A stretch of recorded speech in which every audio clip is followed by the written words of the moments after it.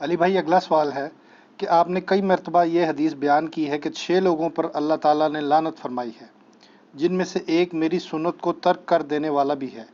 چنانچہ اس دن میں جو لوگ فرض نماز سے جڑی ہوئی 12 سنت موقدہ چھوڑ دیتے ہیں، کیا وہ لوگ لعنت کے مستحق نہیں قرار پائیں گے؟ وضاحت فرما دیں۔ مجھے اس سوال میں جو سمیل آ رہی ہے وہ آپ لوگوں کو بھی آ گئی ہوگی بیسیکلی، جو وہ کہنا چاہ رہے ہیں۔ ہمارا ایک کلپ اپلوڈ ہوا تھا کہ جو لوگ نماز نہیں پڑھ سکتے سنتوں کے ساتھ، جن کو صرف عشاء کی 17 رکعتیں بتائی گئی ہیں، تو ان کو بتایا تھا ہم نے دن رات میں تو ٹوٹل رکعتیں 17 ہیں جن کی پوچھ آپ سے ہونی ہے، 2 فجر کی، 4 ظہر کی، 4 عصر، 3 مغرب، 4 عشاء۔ وطر اور سنت موقدہ یہ سب سنت عبادات ہیں، بلکہ نفلی عبادات ہیں۔ سنت جب ہم کسی کے اوپر بول رہے ہوتے ہیں تو اس سے مراد طریقہ ہوتا ہے۔ آپ قرآن و سنت میں اللہ تعالیٰ نے سنت کا لفظ اپنے لیے بھی استعمال کیا، سنت اللہ، کیا مطلب؟ اللہ کا طریقہ۔ یہ نہیں ہے کہ اللہ نے کچھ خود کر کے بتایا کوئی عبادت کا طریقہ، نہیں، اللہ تعالیٰ جو ڈیسیژن کرتا ہے، جس طریقے سے معاملات کو لے کے چلتا ہے، اس طرح نبی علیہ السلام کا بھی طریقہ کار ہے۔ جیسے نماز کا ہم کہتے ہیں سنت طریقہ، جیسے نبی علیہ السلام نے قیام کس طرح کیا، ہاتھ کیسے باندھے، رکوع میں کیسے کیا، تشہد میں کیسے بیٹھے، یہ سب کی سب طریقہ، ان معنوں میں یہ بات ہو رہی ہوتی ہے۔ تو نبی علیہ السلام، اسی کو آپ سنت ابراہیمی بھی کہتے ہیں، جو ہم کہتے ہیں کہ سنت قرآن سے بھی مقدم ہے۔ مقدم سے مراد ہے کہ قرآن سے پہلے ہے۔ قرآن میں تو بعد میں نازل ہوا نا، الحج اشہر معلومات، حج کے مہینے سب کو معلوم ہے، تو اس کا مطلب ہے حج کے مہینے قرآن نازل ہونے سے پہلے لوگوں کو معلوم تھے۔ ذیقعدہ، شوال، ذیقعدہ اور ذوالحجہ، کیونکہ شوال سے ہی لوگ نکل پڑتے تھے، دور دراز کے علاقوں کے لوگ، یہ 3 مہینے حج کے مہینے تھے۔ تو سنت ابراہیمی چل رہی تھی، وہاں جہاں پہ غلطیاں تھیں وہ اللہ نے دور کر دی۔ تو سنت کہتے ہیں طریقے کو۔ نبی علیہ السلام کا ایک مبارک طریقہ ہے، صحابہ کرام کا ایک طریقہ ہے جو نبی علیہ السلام سے انہوں نے سیکھا، اس طریقے سے وہ آگے ٹرانسفر ہوا۔ تو اب رہا یہ مسئلہ کہ یہ جو حدیث میں 6 لوگوں پہ اللہ کی لعنت ہے، اس میں تارک سنت کی بات آئی ہے، جو سنت کو ترک کرنے والا ہے۔ اور عربی لنگوسٹک میں اگر آپ سنت کو ترک کا معنی لینا تو یہ ہوتا ہے اس راستے کو چھوڑ دینے والا۔ اچھا، اگر آپ اس کا خدا نخواستہ یہ معنی لیں گے کہ نبی علیہ السلام کے جتنے بھی اعمال ہیں، چونکہ وہ سنت کی کیٹیگری میں تو فال کرتے ہیں، جیسے تہمد پہننا نبی علیہ السلام کا طریقہ تو ہے۔ اب کوئی شخص یہ کہہ سکتا ہے جو تہمد نہ پہنے وہ تارک سنت ہے اور اس پہ اللہ کی لعنت ہے۔ یہ حدیث جامعہ ترمذی میں ہے کہ 6 لوگوں پہ اللہ کی لعنت ہے۔ ترمذی والی روایت کمزور ہے، باقی کتابوں میں اس کی اسناد موجود ہے۔ مشکات میں 109 نمبر حدیث ہے، اور اس میں ایک وہ بندہ بھی ہے جو میرے اہل بیت کی توہین کرے، وہ بھی شامل ہے۔ تو کئی لوگ داڑھیاں پگڑیاں رکھ کے بھی اہل بیت کی توہین کر رہے ہیں، تو لعنتی وہ بھی ہوئے ہیں، تو ان کی داڑھی پگڑیاں ان کے کام نہیں آنی ہے۔ ایک اس میں آخری ہے جو تارک سنت ہے، سنت کو حقیر سمجھ کے چھوڑنے والا، سنت سے نفرت کی وجہ سے سنت کو چھوڑنے والا۔ ایک تفسیر اس کی بنے گی جو محدثین نے کی ہے۔ دوسری یہ ہے کہ اس سنت سے مراد وہ سنت ہے جو سنت واجبہ ہیں، یا وہ سنتیں جو فرائض میں شامل ہیں۔ فجر کی نماز پڑھنا سنت ہے کہ نہیں؟ اپنی انٹینسٹی میں فجر کے 2 فرض ہیں، لیکن طریقے میں جائیں تو حضور کی سنت ہے نا؟ تو فجر کے 2 فرض وہ سنت ہے جس کو ترک کرنے والا لعنت کا مستحق ہے۔ تہمد وہ سنت نہیں ہے جس کو ترک کرنے والا سنت تارک سنت آئے گا۔ تو یہ 3 مفہوم بن جائیں گے۔ ایک ہو جائے گا حضور کا طریقہ، اس کو چھوڑنے والا حقیر سمجھ کے، نفرت کر کے۔ اگر کوئی تہمت سے نفرت کرے گا اس پہ لعنت فٹ ہو جائے گی۔ دوسرا یہ ہے کہ وہ کام تو فرض کر رہا تھا لیکن سنت طریقے پہ نہیں کر رہا تھا۔ نبی علیہ السلام نے ایک نماز کا طریقہ تعلیم فرمایا ہے، جس طرح کہ صحیح بخاری میں آتا ہے، سیدنا معاذ ابن جبل تھے یا حذیفہ ابن یمان تھے جنہوں نے ایک شخص کو دیکھا بڑا تیزی سے نماز پڑھ رہا تھا، حذیفہ ابن یمان۔ انہوں نے کہا تو اس طرح ہی نماز پڑھتا رہا تو اس طریقے پہ نہیں مرے گا جو محمد صلی اللہ علیہ وآلہ وسلم کو اللہ نے تعلیم فرمایا۔ نماز تو وہ پڑھ رہا تھا لیکن حضور کی طرح وہ سجدے اور رکوع نہیں کر رہا تھا۔ مسند احمد میں حدیث ہے سب سے برا چور وہ ہے جو نماز کا چور ہو، جو رکوع اور سجدے صحیح نہ کرتا ہو، یعنی ٹھونگے مارتا ہو، صحیح طریقے سے کمر نہ سیدھی کرتا ہو۔ تو دوسرا مفہوم یہ ہو گیا۔ نمبر 1 مفہوم کیا ہوا؟ سنت سے نفرت کرنے والا۔ نمبر 2 کام تو فرض کر رہا تھا لیکن سنت طریقے پہ نہیں کر رہا تھا, غلط طریقے پہ کر رہا ہے. ایک بندہ نماز میں ہاتھ سر پہ باندھنا شروع کر دے تو نماز تو وہ پڑھ رہا ہے لیکن سنت طریقے پہ نہیں, یہ کمر پہ باندھ لے. اور نمبر 3, ایسی سنت چھوڑنے والا جو سنت فرض تھی, چاہے حقیر سمجھ کے چھوڑا یا بغیر حقیر کے. ایک بندہ کہ میں نماز کو حقیر تو نہیں سمجھتا لیکن سستی کی وجہ سے نہیں پڑھتا, وہ بھی لانتی ہے. صحیح مسلم میں حدیث ہے جس نے بندے کے کفر اور اسلام کے درمیان فرق کیا ہے, نماز. جامعہ ترمذی میں حدیث ہے جس نے جان بوجھ کے نماز چھوڑی گویا اس نے کفر کیا. من ترک الصلاۃ متعمدا فقد کفر. جامعہ ترمذی میں شقیق تابعی کا قول ہے کہ صحابہ کرام تارک نماز کے سوا کسی اور کے اوپر کفر کا فتویٰ نہیں لگاتے تھے, اور کفر کا فتویٰ تو قرآن میں آیا ہے, وَأَقِیمُوا الصَّلَاةَ وَلَا تَکُونُوا مِنَ الْمُشْرِکِینَ, سورہ الروم میں. نماز کو قائم رکھو اور مشرکین میں سے نہ ہو جاؤ. تو 3 طرح سے لوگ سنت کے حوالے سے لعنت کے مستحق ہوں گے. نمبر 1, کسی سنت سے نفرت کی وجہ سے چھوڑ دیں, حقیر سمجھ کے. پگڑی کوئی نہیں باندھتا, تارک سنت ہے, لعنتی نہیں ہوگا. ہاں اگر وہ پگڑی سے نفرت کرے گا تو اب وہ لعنتی ہو گیا. ویسے نہیں باندھتا ٹھیک ہے, حضور نے اسے سنت واجبہ ڈکلیئر نہیں کیا. سنت کو حقیر سمجھ کے چھوڑنے والا. دوسرا, فرض کام کر رہا تھا لیکن سنت طریقے پہ نہیں کر رہا تھا, وہ بھی لعنت کا مستحق. اور نمبر 3, وہ سنتیں جو حضور نے فرض کے طور پہ تعلیم فرمائی ہیں, دین میں ضروری جاری کی ہیں, اور اس کے چھوڑنے پہ وعید بتائی ہے, اس کو چھوڑنے والا بھی لعنتی ہوگا. اب آ جائیں یہ فرض کی جو 12 سنتیں ہیں, کس ضعیف حدیث کے اندر صحیح تو ہے ہی نہیں ہے یہ 12 سنتیں چھوڑنے والے کے اوپر حضور کی کوئی وعید موجود ہے؟ ہاں, اس کا تو اسلوب بھی بالکل ڈیفرنٹ ہے. بخاری و مسلم دونوں میں موجود ہے. نبی علیہ السلام نے فرمایا جو فرض کے سوا 12 رکعتیں قائم رکھے گا اللہ تعالیٰ اسے جنت میں محل عطا فرمائے گا. یہ ہے فضیلت. وعید بتائیں کدھر ہے؟ وعید ہم آپ کو بتاتے ہیں.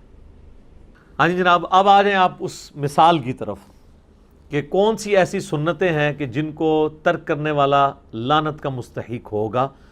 وہ سنتیں ہیں جن کے اوپر تاکید کی گئی ہے کہ یہ سنتیں واجب کے درجے میں,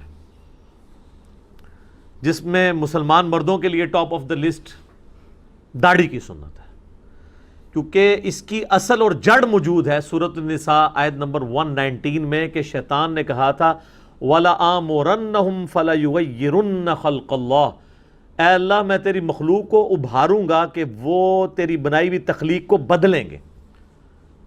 یعنی اللہ نے بنایا اس کو مرد لیکن وہ عورت بننے کی کوشش کرے, کیونکہ عورت کی تو داڑھی نہیں اللہ نے اگائی, مرد کی اڑائی ہے. لہٰذا یہ جو داڑھی اگی ہوئی ہے اللہ کی طرف سے مرد کے لیے, اس کو ریموو کرنا اللہ کی طرف سے بنائی ہوئی تخلیق کو بدلنا ہے.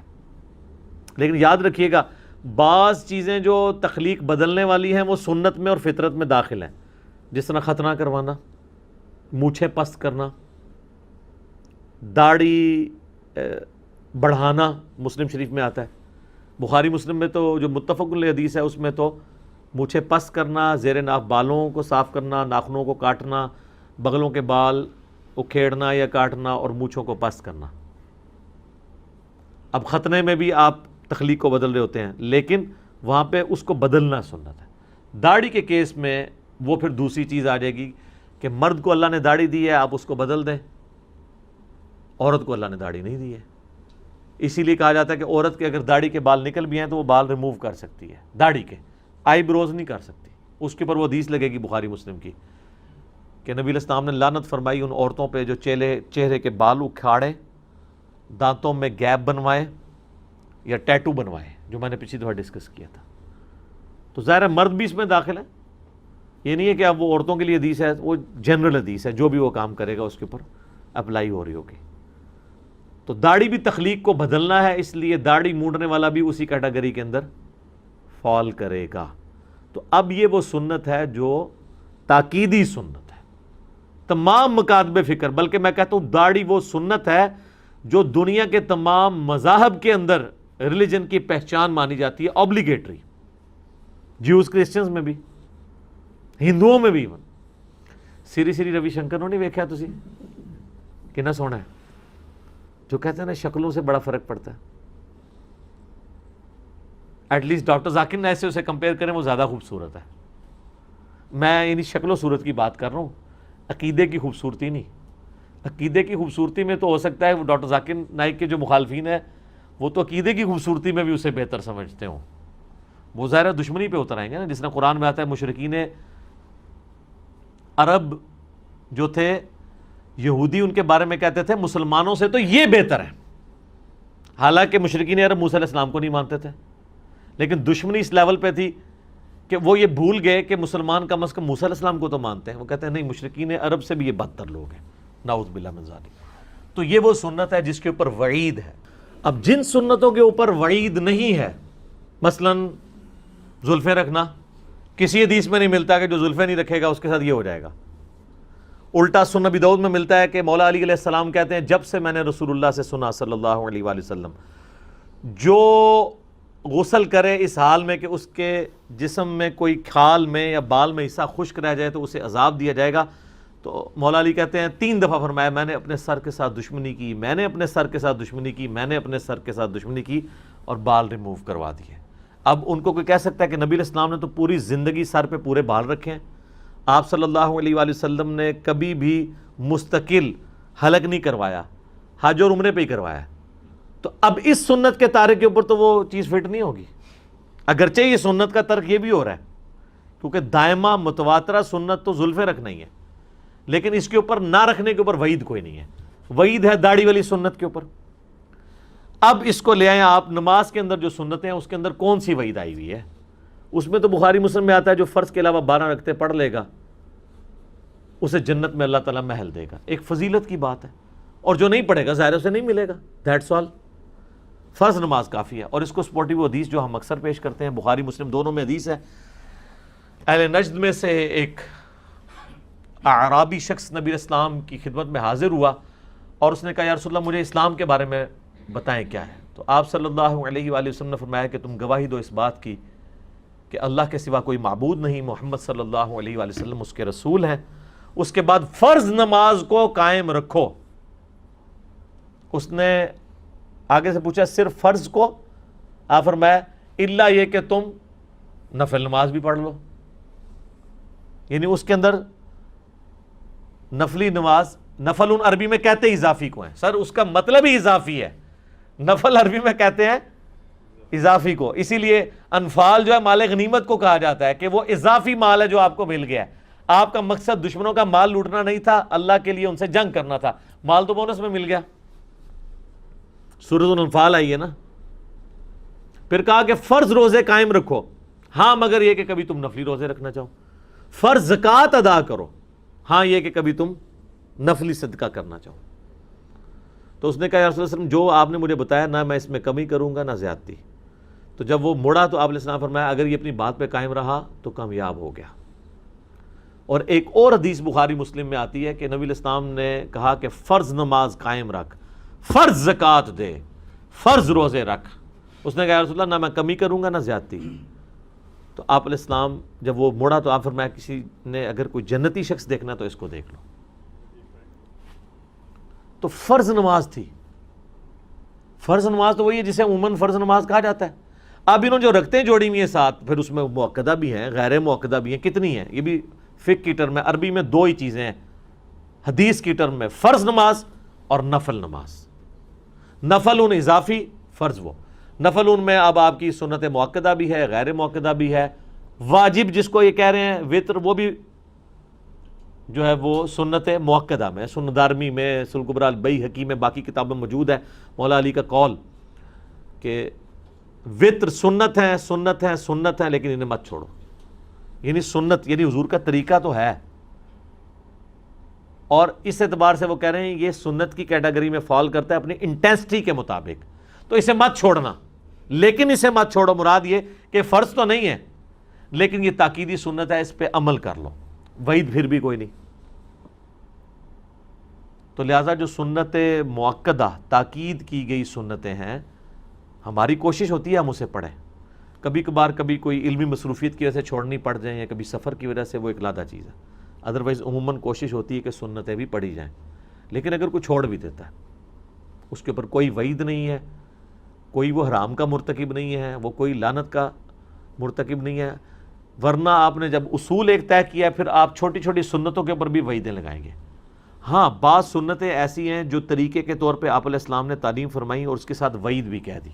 مثلا صحیح مسلم میں حدیث ہے کہ دائیں ہاتھ سے کھانا کھاؤ, بائیں ہاتھ سے شیطان کھاتا ہے.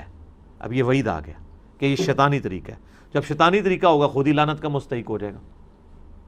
اور مسلم شریف میں ایک حدیث ہے, نبی علیہ السلام نے ایک بندے کو دیکھا بائیں ہاتھ سے کھانا کھا رہا ہے, آپ نے فرمایا دائیں ہاتھ سے کھا. تو اس نے اپنی وہ جس کو کہتے ہیں شرمندگی بچانے کے لیے کہا کہ میرا تو دایاں ہاتھ کام نہیں کرتا. تو آپ کی مبارک زبان سے الفاظ نکلے کہ پھر دایاں ہاتھ تیرا نہ ہی اٹھے. وہ ایک آدھ کو تو ایگزامپل بنایا جاتا نا وعید میں, تو اس کے ہاتھ پہ اسی ٹائم فالج گرا, اس کا ہاتھ پھر کبھی منہ تک نہیں پہنچا. اس نے نبی کے ساتھ غلط بیانی کی تھی. سنن ابن ماجہ میں ایک حدیث ہے کہ نبی علیہ السلام نے فرمایا کہ دائیں ہاتھ سے کھانا کھاؤ اور لین دین بھی دائیں ہاتھ کے ساتھ کرو. اب یہ جو لین دین والا مسئلہ ہے نا, یہ ان باتوں میں تو ٹھیک ہے جہاں پہ آپ کے اوپر تردد نہیں ہے, لیکن جہاں پہ تردد آئے گا لا یکلف اللہ نفسا الا وسعها. اگر ایک شخص ہے ہی لیفٹی ہے نیچرلی اور کوئی وزنی چیز اس نے کسی کے ہینڈ اوور کرنی ہے, تو بجائے اس کے کہ وہ لیفٹی دائیں ہاتھ سے اٹھا کے اگلے بندے کو دیتے ہوئے اس کے پاؤں پہ ہی گرا دے اور اس کا پاؤں ہی زخمی کر دے, اس سے تو بہتر ہے کہ وہ دائیں ہاتھ سے اٹھا کے دے. ہاں نوٹوں کا لین دین کرنا ہے, کوئی پاؤ کی 1 کلو کی 1.5 کلو کی چیز ہے وہ آپ دائیں ہاتھ سے ایک لیفٹی کر لے.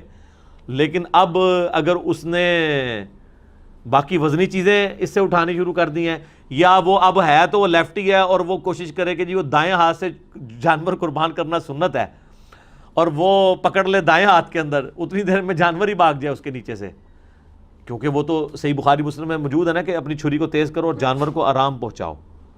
اب یہ تو نہیں ہونا چاہیے کہ آپ نے جو ہے وہ لیفٹی ہے تو اب آپ دائیں ہاتھ میں پکڑ رہے ہیں, پھر تو آپ سے جانور نہیں ذبح ہونا. وہ ایک بڑی ایک ایکٹیویٹی ہے, پوری اٹینٹیو ہو کے کرنی پڑتی ہے. تو یہ وعیدیں فٹ کرتے وقت ذرا احتیاط کرنی چاہیے. اور یہ جتنے لوگ کر رہے ہوتے ہیں یہ جاہل علماء ہوتے ہیں. بڑے علماء یہ حرکت کبھی نہیں کرتے, انہیں دین کے اصول اور مبادی پتہ ہے. اسی لیے جب وہ باتیں کرتے ہیں نا, جب ان کے اپنی دم پہ پاؤں آتا ہے نا, پھر آپ کو پیورلی علمی باتیں وہ کرتے ہوئے نظر آئیں گے. جس طرح یہ بھی آج کل جلالی صاحب کو آپ دیکھیں, وہ لگ رہا ہے جی پیور علمی باتیں کر رہے ہیں, وہ تو بھول گئے آپ کے وہ بریلوی بھی تھے. ہر چیز کو علم کی کیٹیگری میں لے کے آ رہے ہیں. حتیٰ کہ بریلویت سے جو ہمارا سب سے بڑا اختلاف ہے کہ انہوں نے قرآن کی ہر آیات کے بارے میں یہ کہنا شروع کر دیا, یہ یہودیوں کے بارے میں, یہ کافروں کے بارے میں, یہ آپ ہمیں نہ فٹ کرو. تو انہوں نے وہ یہودی علماء والی آیات, انہوں نے ابھی پچھلے دنوں ایک کلپ ریکارڈ کرایا انکشاف حق کانفرنس کے نام سے, وہ یہودی علماء کی جو کارستانیاں تھی وہ والی آیات انہوں نے ڈاکٹر طاہر القادری صاحب کے اوپر فٹ کی ہیں نام لے کے. اور پھر انہوں نے کہا کہ کوئی مجھے یہ نہ کہے کہ یہ یہودیوں کے بارے میں نازل ہوئی ہے. اگر یہ آپ کہیں گے تو میں بتاؤں گا یہ قرآن کی آیات میں اللہ نے ایک کریکٹر بتایا ہے, وہ کریکٹر اس زمانے میں بھی تھا, آج بھی ہے. سبحان اللہ. پلاوے اس ویلے دا جدو تواڈے خراب بریلوی ہوئے نے تسی علمی گلاں کرنی شروع کرتی ہیں. ویسے جو تسی حرکت کی ہے بہت بری حرکت کی ہے کہ جب مانگ رہی تھیں خطا پر تھیں, بیڑا غرق تیرا جو توبہ نہ کرے تھے. ٹھیک ہے, تو میں ابھی اس کے اوپر نہیں بول رہا, شاید بولوں بھی نہ, لیکن جب موقع ملے گا تو میں پھر انشاءاللہ اس معاملے پہ, کیونکہ بریلوی ابھی خود ہی ابھی انٹرنل جنگ اپنی بڑے اچھے طریقے سے لڑ رہے ہیں. سعید اسد صاحب اور عرفان شاہ مشدی صاحب, ان میں ناسبیت گھس آئی تھی, شکر ہے اس واقعے کی برکت سے وہ بھی اب جلالی صاحب کو مناظرے کا چیلنج کر رہے ہیں. تو یہ تو بڑی خوشائن بات ہے جو ان کے پیر خانے سے ہیں, عرفان شاہ مشدی صاحب. یہ دو ہی مناظر ہیں نا بریلویوں کے پاس, سعید اسد صاحب اور عرفان شاہ مشدی صاحب, سینئر مناظرین میں سے. تو میں نے ویسے یہ ساتھ ایک ریلیٹڈ بات کی. تو یہ علمی بحث سے جب ہو رہی ہوتی ہیں نا فوراً یہ باتیں نا. اور میں آپ کو بتاؤں الیاس قادری صاحب جو چھوٹی چھوٹی سنتوں میں زور دیتے تھے, ہم خود بھی دعوت اسلامی میں رہے ہیں, اس وقت بریلوی علماء جو ان کے اپنے مکتب فکر کے تھے, ان کا الیاس قادری صاحب پہ نمبر 1 اعتراض, اور اگر میں کہوں کہ دی اونلی اعتراض ہوتا تھا نا, وہ ایک ہی تھا کہ اس نے سنتوں کو فرض بنا دیا ہے. ان کو اور کوئی غرض نہیں تھی. بریلوی کو کیا گرین کلر کی پگڑی سے چڑ ہوگی؟ نہیں. یلو چپل سے؟ نہیں. مسواک لگانے سے؟ نہیں. سفید کرتا شلوار پہننے سے؟ نہیں. تعلیمات سے؟ وہ تو بریلویت کی ساری تعلیمات پیش کر رہے ہیں. دعوت اسلامی کی کوئی ایک چیز ایسی نہیں تھی جس سے بریلوی علماء کو اختلاف ہو، سوائے اس کے کہ انہوں نے چھوٹی چھوٹی سنتوں کو فرض کے درجے پہ کر دیا ہے. اس کا نقصان یہ ہو رہا تھا کہ دعوت اسلامی میں جو نوجوان جاتا تھا وہ یہ سمجھتا تھا میں باعمل ہوں اور علماء بے عمل ہیں. اور وہ بے عملی کس کو کہتے تھے؟ کہ اس عالم نے زلفیں نہیں رکھی ہوئی ہیں، یہ عالم جو ہے وہ کالر والا سوٹ پہنتا ہے، وہ جو دوسرا کالر ہے وہ یہ والا پہنتے ہیں نا دعوت اسلامی والے. اس عالم نے جو ہے نا کرتا نہیں پہنا ہوا، وہ کف والا جوڑا پہنا ہوا ہے. اس عالم نے کرتا نیچے سے چکور والا نہیں پہنا ہوا، زمین گول ہے اور یہ گول والی قمیض پہنتا ہے. دنیا میں مبتلا ہو گیا. حالانکہ اس میں سے کوئی بھی چیز ایسی نہیں ہے جس کی بنیاد کے اوپر آپ کسی کو حرام کا یا میں کتنا سر ڈھانپنے پہ ٹوپی پہ زور دیتا ہوں، لیکن آپ کبھی نہیں دکھائیں گے کہ میں نے کبھی نہ اپنی نجی محفل میں نہ کبھی ویڈیو ریکارڈنگ میں کہا ہو کہ جو ننگے سر ہوتا ہے اس کی نماز ہی قبول نہیں ہے. ہاں میں یہ ضرور کہتا ہوں کہ ہمیں ننگے سر سے پرہیز کرنا چاہیے، لیکن مجھے یہ پتہ ہوتا ہے، مجھے خوف خدا ہے کہ یار جس جرم کی انٹینسٹی جس لیول کی ہے میں نے اس سے آگے نہیں بڑھنا. اور یہ تو خیر جرم بھی نہیں ہے، میں جرم کا لفظ بھی نہیں اس کے اوپر بولتا. تو جو گناہ ہے وہ گناہ ہے، جو گناہ نہیں ہے وہ گناہ نہیں ہے. اب صحیح بخاری مسلم میں آتا ہے، اما عائشہ کہتی ہے نبی علیہ السلام اپنا ہر کام دائیں طرف سے شروع کرتے تھے، حتیٰ کہ قمیض کی جب آستین بھی پہنتے تو پہلے دائیں والی پھر بائیں والی. اب اگر کوئی شخص بائیں والی پہلے پہن لیتا ہے تو آپ کیا کہیں گے؟ اس کو تارک سنت ہے، لعنت کا مستحق ہے؟ نہیں. نبی علیہ السلام کو کدو پسند تھا. اب ایک شخص کہتا ہے نہیں مجھے کدو سے زیادہ بھنڈی پسند ہے، آپ اسے تارک سنت اور لعنت کا مستحق کہیں گے؟ اس طرح تو نہیں ہوگا، اس طرح تو کچھ بھی نہیں ہونا. اس کی اگر آپ ایکویشن بنانا شروع کریں گے تو کوئی صحابی نہیں بچے گا. ہمیں تو چھوڑ دیں. بخاری مسلم میں حدیث ہے یہود و نصارہ کی مخالفت کرو، وہ داڑیاں رنگتے ہیں، نہیں رنگتے تم داڑیاں رنگو. یہ حدیثیں جو صحابہ روایت کر رہے ہیں ان میں سے کئی صحابہ، جابر بن عبداللہ ٹاپ آف دا لسٹ اس کے راوی ہیں، اور خود ان کی داڑھی سفید تھی، وہ نہیں رنگتے تھے. تو محدثین نے کہا کہ اس حدیث کا فہم یہ ہے کہ داڑھی رنگنا افضلیت کی کیٹیگری میں فال کرتا ہے، یہ وہ سنت نہیں جو واجبہ ہو. اگر کوئی کہتا ہے سنت واجبہ ہے جس میں تو اس میں تو وعید بھی ہے، تو جابر بن عبداللہ کس چیز کے مستحق ہوں گے؟ اور جابر بن عبداللہ تو چھوٹے سے صحابی ہیں مولا علی کے مقابلے پہ، ویسے تو وہ بہت بڑوں سے بڑے بڑے ہیں. مولا علی کی اپنی داڑھی سفید تھی، تو اب مولا علی کے بارے میں بات کرے گا. اور مولا علی کو تو ویسے ہی نبی علیہ السلام نے گارنٹی دے دی تھی. آپ کی جو بارے میں جو حدیث ہے سنن نسائی میں الکبریٰ میں خصائص علی والے چیپٹر میں، کہ میری امت کا اگلی امتوں میں سب سے بڑا بدبخت وہ تھا جس نے قوم عاد کی اونٹنی کو قتل کیا تھا، اور میری امت کا سب سے بڑا بدبخت وہ ہے جو علی تیرے سر کے خون سے تیری داڑھی کو رنگ دے گا. تو اس کے اندر امپلائڈ ہے کہ حضرت علی کی داڑھی سفید ہوگی تبھی ریڈ خون سے رنگی جائے گی نا. ٹھیک ہے، اس کے اندر یہ بھی امپلائڈ موجود ہے. تو نبی علیہ السلام کی طرف سے موجود ہے. باقی یہ داڑھی کو رنگنا بلیک سے بھی جائز ہے، میرا اس کے اوپر کلپ ریکارڈڈ، آج وہ ٹاپک نہیں، میں آپ کو مثال دے رہا ہوں. اس طرح سنن ابن ماجہ میں حدیث ہے اپنے کفر میں شادی کرو، اپنے ہم پلہ لوگوں میں، ہم پلہ میں خاندان میں بھی اور آپ کا جو رہن سہن ہے اس میں بھی. تو پریکٹیکلی اگر آپ دیکھیں تو نبی علیہ السلام کی 2 بیٹیاں بنو ہاشم سے باہر بیاہی ہوئی ہیں، سیدنا عثمان کے عقد میں آئی ہیں یکے بعد دیگرے. چلیں یہ تو چھوٹی مثال ہے، اس سے بڑی مثال ہے زید ابن حارثہ غلام تھے اور سیدہ زینب ہاشمی، اس لیے ان کی نبھ بھی نہیں سکی. یہ علیحدہ بات ہے، نبھی نہیں ہے، لیکن نکاح کا جواز تو ثابت ہو گیا. اور اس سے وہ مسئلہ بھی حل ہو گیا جو نبی علیہ السلام کا مشورہ ٹھیک تھا کہ ہم پلہ لوگوں میں کرنی چاہیے، نبھتی کوئی نہیں ہے. یہ نہیں ہے کہ آپ جا کے جو ہے وہ ارائیں جا کے جو ہے گجروں میں جا کے ٹانگ اڑا لیں، اور پیاز کرے گی اور دودھ کرے گا. عادتیں نہیں ملتی جلتی ہوتی. تو بہتر یہ ہے کہ وہ اپنے خاندان کے اندر ہے. لیکن یہ جو حضور کا مشورہ ہے نا، یہ مشورتاً ہے، حکمیہ نہیں ہے. ورنہ بنو ہاشم کا کف یہ نا اپنے کف میں شادی کرو. بنو امیہ ہو سکتا ہے کسی سید سے پوچھے، وہ سید جو مانتے ہیں حضور کی 4 بیٹی ہیں. ایران کے تو شیعہ بھی مانتے ہیں، پاکستان میں بھی پیر میل شاہ صاحب تو قائل نہیں ہے سید کے غیر سید سے نکاح کے. تو ان سے ذرا پوچھیں کہ حضرت عثمان سے کیسے نکاح ہو گیا, وہ تو سنی ہے تو مانتے ہیں, وہ کیسے کف ہو گئے بنو امیہ کے؟ تو کہیں گے نہیں وہ حضرت عثمان کا ایک اسپیشل کیس ہے, بعد والے بنو امیہ تو کف نہیں ہے, وہ تو امتی, وہ تو ہمیں امتی کہہ رہے ہوتے ہیں. حالانکہ امام خمینی نے خود اپنی بچیاں غیر سید کو دی ہوئی ہیں, وہ سید تھے, انہوں نے پریکٹیکلی ثابت کیا ہے. تو یہ فرقہ واریت کی نظر ہو جاتی ہیں چیزیں اس طرح کی. تو اب یہ کف والا جو مشورہ ہے حضور علیہ السلام کا, اس مشورے کو اگر کوئی ترک کرے گا تو آپ اس کو تارک سنت کہیں گے؟ نہیں. نبی علیہ السلام کی کچھ اپنا شغف بھی تھا کسی چیز کی طرف, آپ کو کوئی چیزیں پسند تھی, جیسے بخاری مسلم میں آتا ہے گوہ کا گوشت لا کے رکھا گیا, خالد ابن ولید جو ہیں وہ بڑا مزے لے کے کھا رہے, اور خالد ابن ولید کہتے ہیں کہ حضور علیہ السلام مجھے اتنے جو ہے نا وہ انہماک سے دیکھ رہے تھے کہ یار یہ کس طرح کھا رہا ہے. تو میں نے کہا یا رسول اللہ ایک دو برکی تو سی بھی لاؤ. تو حضور نے فرمایا میرا دل نہیں اس طرف میری طبیعت نہیں مائل ہوتی, ہمارے علاقے کی غذا نہیں ہے, لیکن تمہیں میں نہیں روکتا. خالد ابن ولید کو نہیں روکا, خود آپ نے کھایا نہیں ہے. تو اس لیے ہم کہتے ہیں یار اگر کسی کو کدو پسند نہیں ہے نا, تو حضور علیہ السلام کو بھی تو اللہ تعالیٰ کی کئی نعمتیں ایسی ہیں جن کی طرف آپ کا وہ رجحان نہیں ہے جو باقی لوگوں کا ہے, اور آپ نے ان کو چھوڑ دیا ہے. مثلا آپ علیہ السلام جو ہے وہ پیاز کھانے کو اوائڈ کرتے تھے. عام بندوں کے لیے تو صرف اتنا حکم ہے نا صحیح بخاری میں کہ پیاز کھایا ہو تو مسجد سے دور رہو جب تک دانت وغیرہ صاف نہ کرو, کیونکہ فرشتے اس سے بھاگتے ہیں. لیکن آپ علیہ السلام تو عموماً اس چیز کو اوائڈ کرتے تھے. آپ کے پاس تو ہر وقت ہی فرشتوں کا آنا جانا رہتا تھا, لیکن اسے کو پیاز کی حرمت تو نہیں ثابت کر دے گا.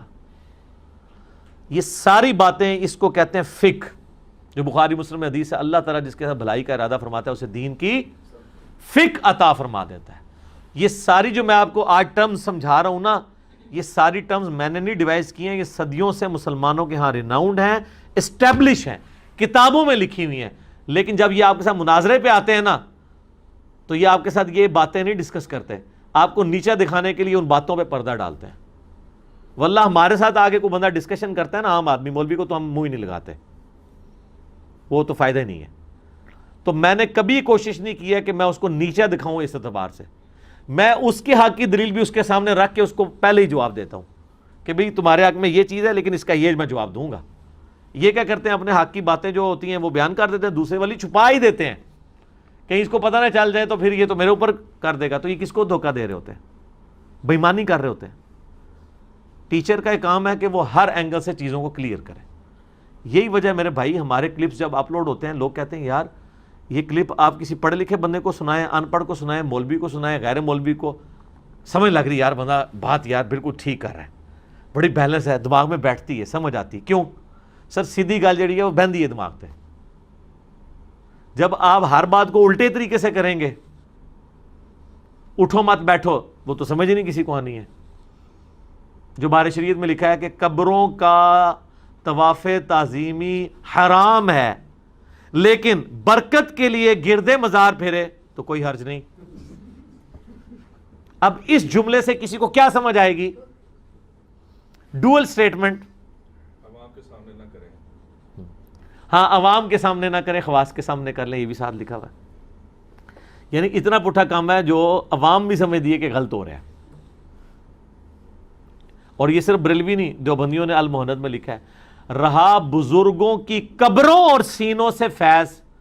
پتہ نہیں بزرگ مطلب یہ میل بزرگ کی بات کر رہے ہیں یا فیمیل بزرگ کی بات کر رہے ہیں. ہوتا ہے یہ وہ بڑی عمر کی رضاعت کے قائل ہوں, میں اشارتاً بات کر رہا ہوں. رہا بزرگوں کے سینوں اور قبروں سے فیض, تو ہم اس کے قائل ہیں, لیکن اس طریقے پہ نہیں جو عوام میں ہے, بلکہ اس طریقے پہ جو خواص کو پتہ ہے. کیسی ڈیول سٹیٹمنٹ. اگر منکر چلا جائے گا اس کو کہیں گے تم اس پورشن کو دیکھو, دیکھو ہم نے کہا ہے کہ عوام طریقے پہ ہم بھی قائل نہیں ہیں, دیکھ لو ہم نے کب کہا یہ جائز ہے. اور اگر کوئی آ جائے گا کہ یہ آپ نے اس طریقے کو مطلب کنڈیم کیا, وہ کہیں گے نہیں ہم نے کہا ہے جائز ہے, جائز ہے, مانتے ہیں ہم بھی. اس طرح بریلوی عالم کے پاس کوئی بندہ چلا جائے گا, سر یہ آپ نے لکھا ہے کہ قبروں کا طواف تعظیمی حرام ہے, مطلب اتنے اتنے بزرگ دفن ہیں, وہ کہیں گے آگے بھی پڑھو نا کہ اگر برکت کے لیے گردے مزار پھرے تو حرج نہیں. اور اگر کوئی میرا جیسا بندہ چلا گیا کہ سر یہ آپ کیا کروا رہے ہیں لوگوں کو, قبروں کا طواف کروا رہے ہیں کہ آپ کہہ رہے ہیں برکت کے لیے پھرے, وہ تو طواف کریں گے. وہ کہیں گے دیکھیں ہم نے پیچھے بھی تو لکھا ہے, ہم نے لکھ دیا ہے, ہم نے پوری ایمانداری کی ہے کہ طواف حرام ہے. اب بندہ ہو جائے گا کنفیوز کہ یار یہ کیا, اسی میرے یوٹیوب پہ ایک کلپ ہے علماء ماموں کیسے بناتے ہیں، جس میں سنجے دت کی تصویر لگائی ہوئی ہے، اور تو ہمیں کوئی ملی نہیں ہے. علماء کی لگاتے تو انہوں نے کہا تھا ہمارے بزرگوں کی لگا دی ہے، تو ٹھیک ہے سر ہم نے اسی کی لگائی ہے جس سے یہ ٹرینڈ عام ہوا ہے اس محاورے کا. تو یہ ان کی ڈوئل سٹیٹمنٹس ہوتی ہیں، یہ ایسی چلا. مفتی منیب الرحمان صاحب حافظہ اللہ تعالی، ان سے بھرے مجمع میں جیو کی وہ جو چینل ہے ایک تو نیوز والا نا، دوسرا اس چینل کے اوپر پوچھا گیا جی امام کعبہ کے پیچھے نماز ہو جاتی ہے؟ سر اس کا جواب تھا ہو جاتی ہے یا نہیں ہوتی ہے. ایک عام بندہ تو یہ ایکسپیکٹ کر رہا ہے نا. میں آپ سے آگے پوچھوں کہ وضو کے بغیر نماز ہو جاتی ہے یا نہیں ہو جاتی، تو آپ کہیں گے نہیں ہوتی. یا اگر آپ کے نزدیک ہو جاتی ہے تو آپ کہیں گے جی اگر آپ کو یاد نہیں تھا یا آپ کے امام کا وضو نہیں تھا، آپ کو نہیں پتا تھا آپ کا، تو آپ کی ہو گئی، یہی کہیں گے نا. تیسرا تو کوئی جواب نہیں ہوگا، لیکن انہوں نے تیسرا جواب دیا کہ اگر آپ کا دل مانتا ہے تو ہو جائے گی، نہیں مانتا تو نہیں ہوگی. کیسا پیارا جواب ہے. یہ امام ہمیں کہتے ہیں ہمارے بزرگوں کی عزت نہیں کرتا، اور تم تو اللہ کے بنائے ہوئے امام کعبہ کی عزت نہیں کرتے ہو. وہ فرعون نے تو نہیں وہاں رکھا ہوا امام کعبہ، مسجد نبوی کا امام. ویسے تو آپ کہتے ہو بزرگوں کی حکم کے بغیر پرندہ نہیں جناب پر مار سکتا. تو جہاں سارے بزرگوں کے بڑے بزرگ دفن ہیں مدینہ شریف میں، نبی الاسلام اور صحابہ کرام، وہاں پہ مسجد نبوی کا امام جو ہے وہ نجدی گستاخ رسول ہے بقول آپ کے، وہ کیوں مسلط ہوا ہوا ہے اور اللہ کے گھر پہ ہوا ہوا ہے. تو یہ جواب کیسا ہے؟ یہ بڑا پرفیکٹ جواب ہے، تاکہ اگر کوئی بریلوی پوچھے کہ حضرت آپ نے یہ کیا کہہ دیا کہ دل مانے تو ہو جاتی ہے، آپ کو سیدھا سیدھا کہنا چاہیے نجدی ہیں، گستاخ رسول ہیں، اعلیٰ حضرت کے فتوے ہیں. اعلیٰ حضرت کے بیٹوں نے تو یہاں تک فتویٰ دیا ہے کہ جب تک سعودی حکومت ہے تو یہ حج بھی موقوف ہے، کیونکہ نجدیوں کی حکومت کو اس کا فائدہ ہوتا ہے. تو سر آپ کو تو سیدھا سیدھا کہنا چاہیے تھا گستاخ رسول ہیں، ان کی باتیں سامنے رکھنی چاہیے تھی. تو وہ کہیں گے کہ آپ نے غور سے نہیں سنا، میں نے کہا ہے کہ اگر دل مانے تو. اب آپ جیسا عاشق رسول کیا اس کا دل مانے گا ایسے بدبخت کے پیچھے نماز پڑھے؟ وہ کہا نہیں. تو میں نے یہی تو کہا ہے. اور اگر کوئی میرے جیسا بندہ چلا جائے گا اور کہے گا سر یہ آپ فرقہ واری چھوڑیں، تو جو کلمہ گوئے آپ اس کے پیچھے نماز پڑھیں. اب یہ ویسے حقیقت بات ہے کہ یہ صرف ان کا قصور نہیں ہے، سعودی عرب کے علماء کا بھی یہ فتویٰ ہے کہ بریلویوں کے پیچھے نماز نہیں ہوتی ہے. یہ جو ان کے چپیٹ منہ پہ پڑی ہے تو ان کی اپنی حرکتوں کی وجہ سے پڑی ہے. دونوں ہی ایک جیسا ہی ہیں، یہ نہ سمجھے کہ میں کوئی ایک سائڈ پہ کھڑا ہوں. تو یہ سر آپ کیا فرقہ واری پھیلا رہے ہیں؟ ایک بندہ اتنا خرچہ کر کے حج عمرے کے لیے گیا ہے، وہاں جا کے بھی بغیر جماعت کے نماز پڑھے. اس کو ویسے اگر وہ 10,000 نمازوں کا ثواب ملنا تھا تو اس کو 27 سے ملٹیپلائی کر کے وہ تو 2,70,000 تک چلا جانا تھا. آپ کیوں اس کو ختم کر رہے ہیں؟ تو بتا کیا کہیں گے کہ میں نے تو یہ نہیں کہا کہ امام کعبہ کے پیچھے نماز نہیں ہوتی. دیکھیں میں نے کہا آپ کا دل مانے تو پڑھیں. کس بدبخت کا دل نہیں مانے گا کہ وہ امام کعبہ جو اللہ نے جس کو اپنے گھر میں جگہ دی ہے، جو اللہ کی مرضی سے ہے، اس کے پیچھے نماز نہ پڑھے؟ وہ تو اتنا خوش نصیب ہے امام. تو آپ بھی جناب قائل ہو جائیں گے. یہ جو حرکتیں کر رہے ہوتے ہیں نا، وہ ہم سمیل کر رہے ہوتے ہیں یہ کس اسٹیشن سے بول رہا ہے. آپ کو تو 10 سال تک ان کی سمیل نہیں آنی تھی اگر ہماری ویڈیوز نہ ہوتی. اب آپ کو فوراً پتہ چل جاتا ہے کہ یہ کس اسٹیشن سے بول رہے ہیں، فوراً. اس لیے ہمارے عام اسٹوڈنٹ جب ان علماء کے پاس جا کے بیٹھتے ہیں نا تو ان کے ہاتھوں بھول جاتے ہیں. آپ ہماری ویڈیوز کے نیچے لوگوں کے ذرا کامنٹس دیکھیں. وہ کہتے ہیں جی آج مفتی صاحب کو کہتے ہیں آج مفتی صاحب سے ملاقات ہوئی، فلاں سے ہوئی، تھوڑی سی بات کی ہم نے جب بات رکھی تو کنے دسیا ہے سر سارے پتہ لگ گیا. تو جانے نہ جانے تو ہی نہ جانے، ٹھیک ہے نا جی. باقی تو سب جان چکے ہیں. تو بات کہاں سے کہاں نکل گئی؟ میں نے اس حوالے سے ڈیٹیل ڈسکشن اس لیے کی کہ تاکہ کوئی کسی کی تشنگی اس حوالے سے باقی نہ رہے. ٹھیک ہو گیا جی.